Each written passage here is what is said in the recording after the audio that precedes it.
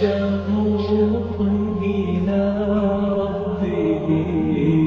أحب رضاه أحب لقاه، يظل يجيب إلى ربوة قرار وينمو وذات فلا له يوليه عن زينه، ولا جعل